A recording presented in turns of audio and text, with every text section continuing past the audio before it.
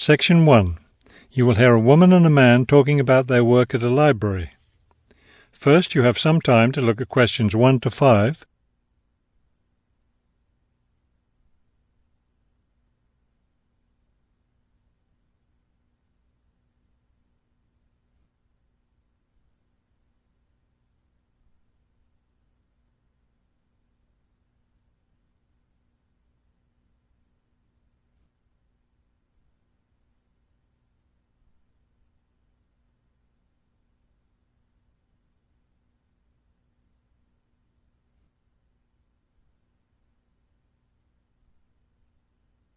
You will see that there is an example that has been done for you.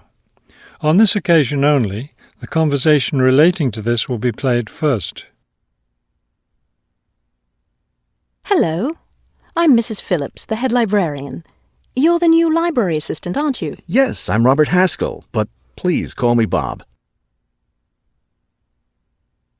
The woman introduces herself as the head librarian, Mrs. Phillips, so the name Mrs. Phillips has been written in. Now we shall begin. You should answer the questions as you listen, because you will not hear the recording a second time. Listen carefully and answer questions 1 to 5. Hello, I'm Mrs. Phillips, the head librarian. You're the new library assistant, aren't you? Yes, I'm Robert Haskell, but please call me Bob. All right, Bob. Let me take a few minutes to explain how the library works and what your duties will be. First, the library opens at 8:30 in the morning, so naturally we expect you to be here and ready to work by then. Of course. And you can go home at 4:30 when the library closes. Now, let me explain where everything's kept. It looks like here on the ground floor is where the reference books are. Yes, that's right. Up on the second floor is where the adult collection is, both fiction and non-fiction. And the children's books are there too, aren't they? I thought I saw them in the room by the stairway. No, those are magazines and newspapers for adults. Children's books are up one more flight on the third floor. We'll take a look at them later. Let me show you how we organize our work. Do you see that brown book cart over there? The one by the door? Yes, that one. Those books have been checked in and need to go back on the shelves. Okay, so the brown book cart has books to reshelve. What about this black cart by the desk? Those books have torn pages or damaged covers. They're all books that need to be repaired.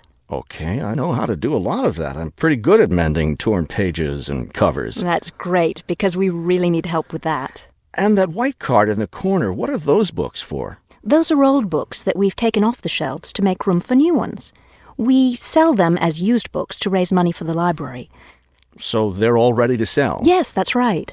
So now you know what to do with the books in the carts. Let's talk about our activities schedule.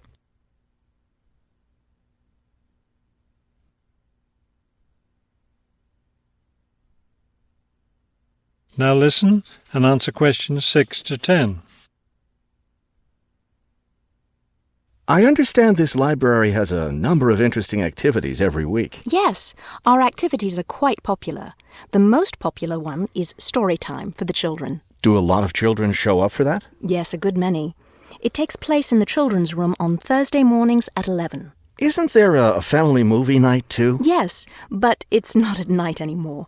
We used to have family movies on Fridays when the library is open until 9, but now we have a different activity at that time, so we had to switch family movies to the weekend, Saturday afternoon. How much do you charge for the movies? They're all free. The movie always starts at 2:30 in the reference room, but you don't have to worry about that since you don't work on weekends. And what takes place on Friday evenings? We've just started a weekly lecture series. We have a different speaker every week, and the lectures cover all different kinds of topics. That sounds like something I'd be interested in attending. Good, because we'll need your help with that. You'll be working Friday evenings, and one of your duties will be to set up the meeting room on the first floor for the lecture. What time will you need that done? Let's say by 6:15.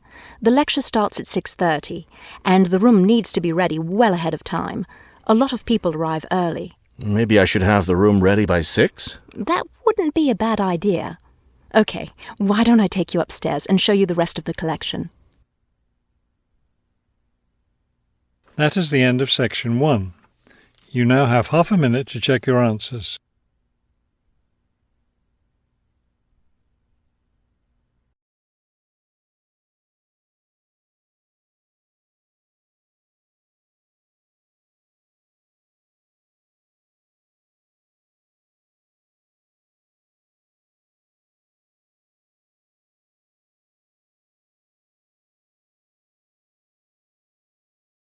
Section 2. You will hear a man talking on the radio about a national arts centre. First, you have some time to look at questions 11 to 16.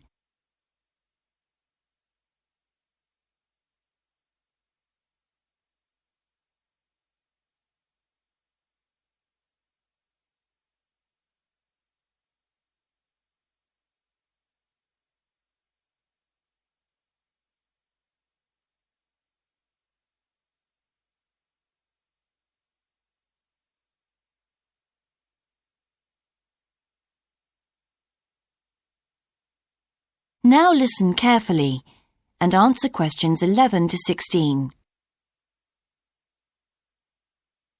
Hello, and welcome to Focus on the Arts. I'm your host, Dave Green, and this is your very own local radio programme. Every Friday evening, we put the spotlight on different arts and culture facilities and look at the shows and events that are on offer in the coming week. And today, the focus is on the National Arts Centre. Now, if you don't already know it yourself, I'm sure you've all heard of it. It's famous throughout the world as one of the major venues for classical music. But did you know that it's actually much more than just a place to hear concerts? The centre itself is a huge complex that caters for a great range of arts. Under a single roof it houses concert rooms, theatres, cinemas, art galleries and a wonderful public library, as well as service facilities including 3 restaurants and a bookshop. So, at any one time, the choice of entertainment there is simply enormous. So, how did they manage to build such a big arts complex right in the heart of the city?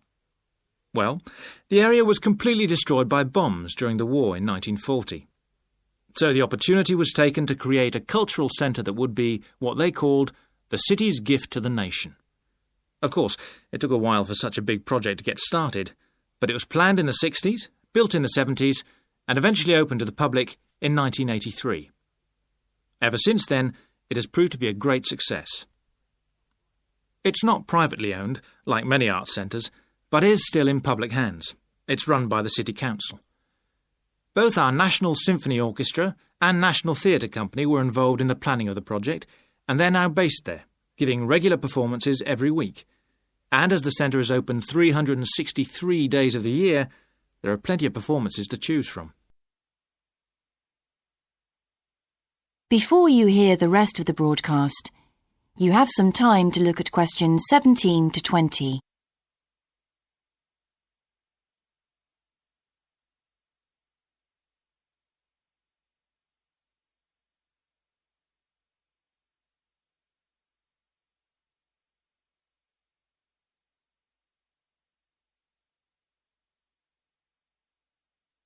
Now listen and answer questions 17 to 20.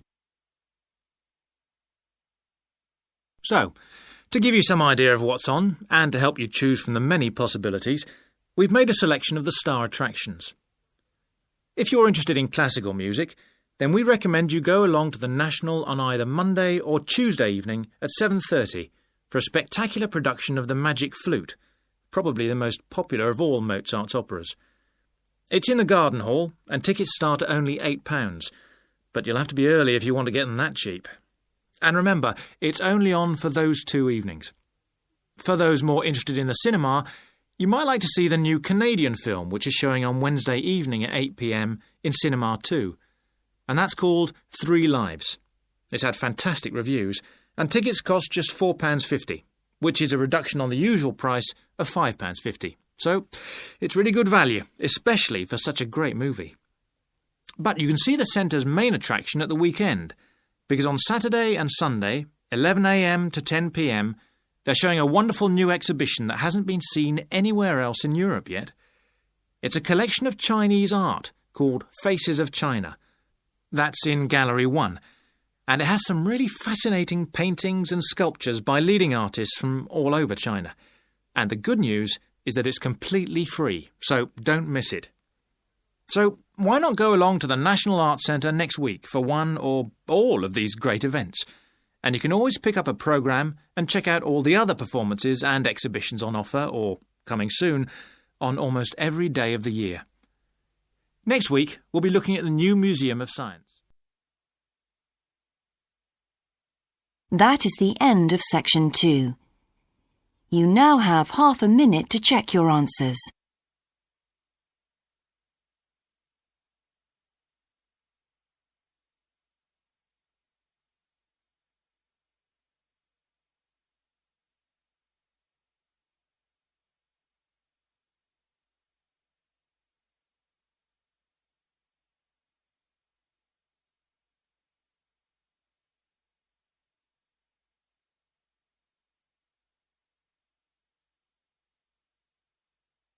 Now turn to section 3. Section 3. You will hear a museum director talking to several student interns, explaining their internship duties at the museum. First, you have some time to look at questions 21 to 25.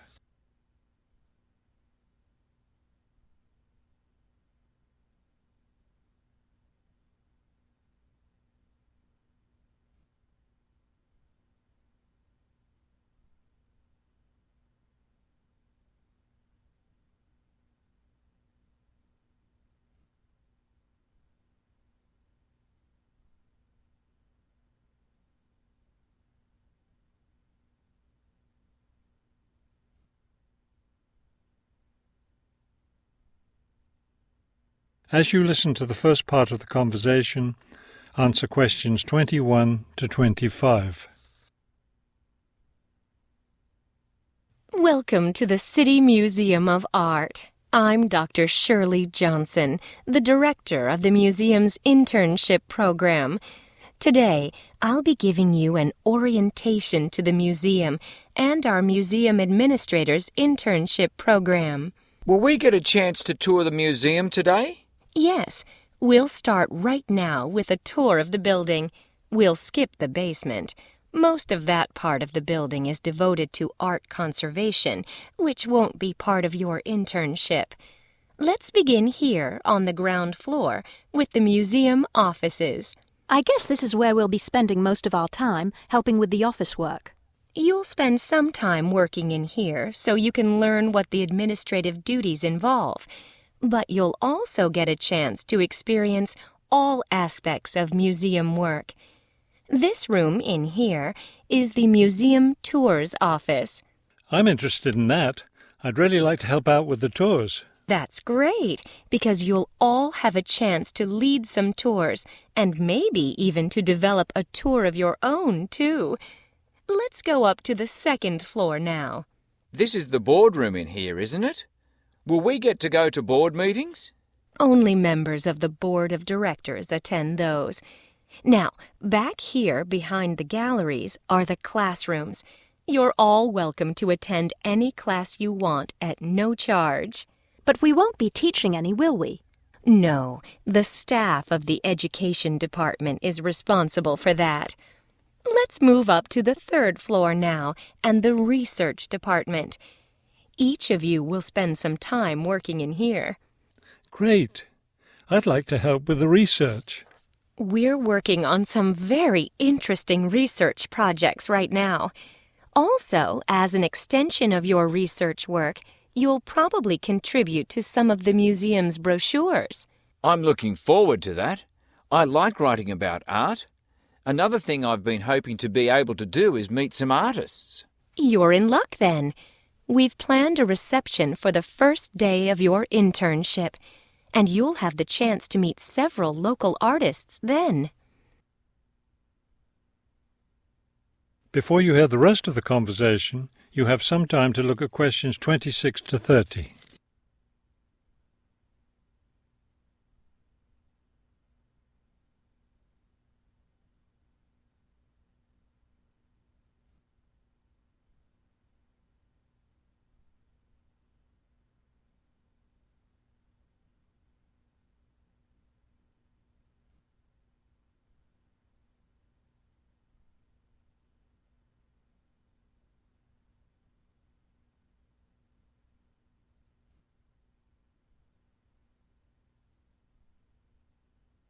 Now listen and answer questions 26 to 30.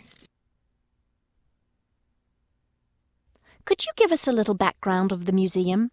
I mean, when it was built and some information about the collections and things like that? Of course.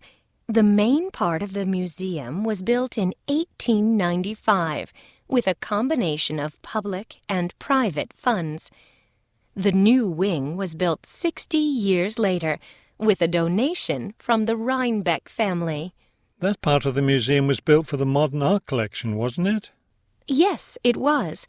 In the main part of the museum, we have a gallery devoted to works by local artists, our sculpture collection, and a small collection of classical European art. You mentioned classes earlier. What kinds of classes does the museum offer?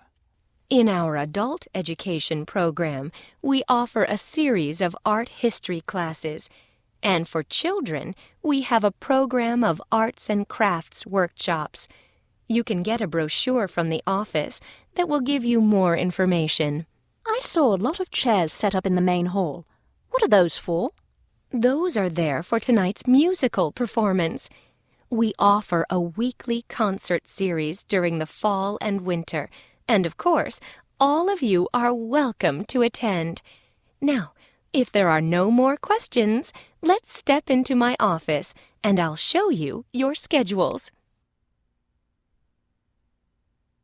That is the end of section 3. You now have half a minute to check your answers.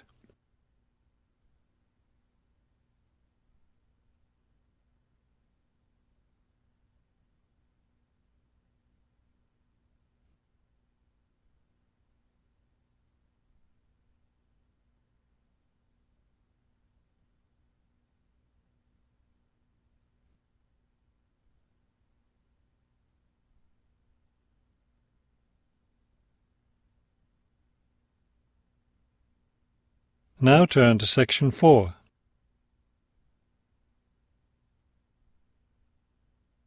Section 4. Earth's Cousin. You will hear a lecture on searching for planets similar to Earth. Before you listen, you have 45 seconds to read questions 31 to 40.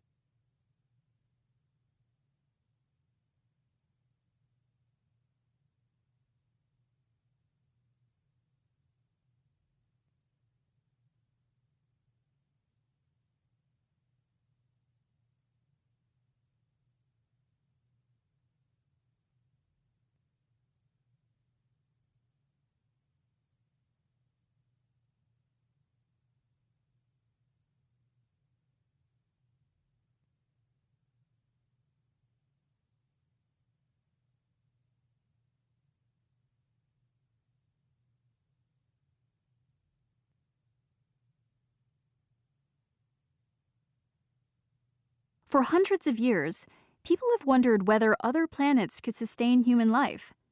20th century space missions cast doubt over colonization of our own solar system. But there's plenty of hope beyond. Distant bodies orbiting faraway stars are known as exoplanets. Since 1996, thousands of exoplanets have been found, most of which are massive hot balls of gas, like Jupiter.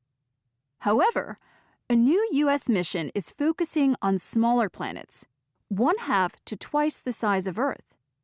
These must also be close enough to their star to be in a habitable zone.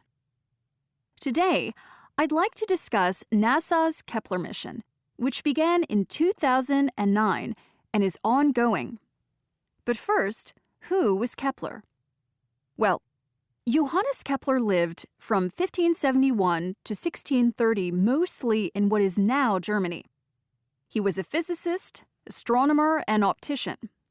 He was the first person to explain planetary motion correctly, and more importantly, he developed a way of working in which he sought to prove that theories must be universal, verifiable, and precise. This is known as the scientific method. I do think it is fitting that a tiny spacecraft is named after a giant of astronomy. NASA's Kepler satellite is small and relatively simple. Other telescopes, like Hubble, provide exciting data. But Kepler surveys just one area of the galaxy. the constellations Cygnus and Lyrae, and records events over several years. It has already identified around 1,000 new planets and provided data on another 3,000 potential planets. Kepler is powered by a solar array. Its largest instrument is a photometer, a sensor that measures the light emitted by more than 100,000 stars. The photometer is so sensitive it can detect a drop in brightness when a planet moves or transits in front of a star of 1 part in 10,000. This is like recording the decreased brightness of a car headlight when a small insect flies across it. When a planet transits, NASA's computers graph the curving light from the star. Regular, repeated dips in the curve could indicate a new planet. A smaller dip, when a planet passes behind its star, creates reflections. Scientists can draw conclusions about the planet's atmosphere from these reflections because, as Kepler knew, the laws of physics and chemistry are universal, even way out in space. For example, light is absorbed by different atoms at different wavelengths, so a light signature provides data on a planet's atmosphere. Hydrogen, carbon, oxygen, sodium, and other elements have been identified in new planets. However, the proportion of their composition is uncertain, making the detection of water difficult. But back to the Kepler data and some recent candidates for human habitation. In 2013, a star named Kepler-6, was found with 2 planets in its habitable zone. At first, these were considered similar to Earth, but on further analysis, each planet's mass was found to be several times greater than that of Earth. Their gravity might be strong enough to pull in helium and hydrogen gas, but this makes them similar to Neptune rather than Earth. The following year, a star called Kepler-186 came under scrutiny. Its 5th planet, known as Kepler-186f, seemed a more likely candidate. With a diameter of 14,000 kilometers, it is roughly 10% wider than Earth. It orbits close enough to Kepler-186 for it to be temperate, allowing water to flow at the surface. Smaller than the planets orbiting Kepler-6, Kepler-186f is more likely to have similar gravity to Earth's and a rocky surface, perhaps containing iron, ice, and liquid water. At the outer edge of the habitable zone, its surface may freeze, as it receives 1/6 of the light from its star that Earth does from the Sun. On the other hand, with a greater mass, Kepler-186f may have a thicker atmosphere, providing sufficient insulation. This has led astronomers to dub Kepler-186f Earth's cousin, not its twin. But I can hear you thinking, okay, there are planets out there that sound Earth-like, but can we reach them? Currently, no. In the near to medium-term future, afraid not. The only known man-made object to have left the solar system is the unmanned Voyager 1 probe.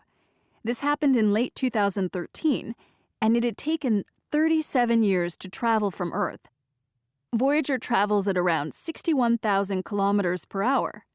Kepler-186f is about 500 light-years away. At Voyager's current speed, it'd take 17,400 years to travel a single light-year, or 8.7 million years for the journey from Earth to Kepler-186f. The Space Shuttle, the only speedy manned spacecraft, is far slower than Voyager, with speeds of just 45,000 kilometers per hour, meaning a 12-million-year journey. Meantime, the Hubble telescope is investigating a suitable planet called GJ124b at a distance of 40 light-years away. But whether a planet is 40 or 500 light-years away is immaterial. Humans have always reached for the stars.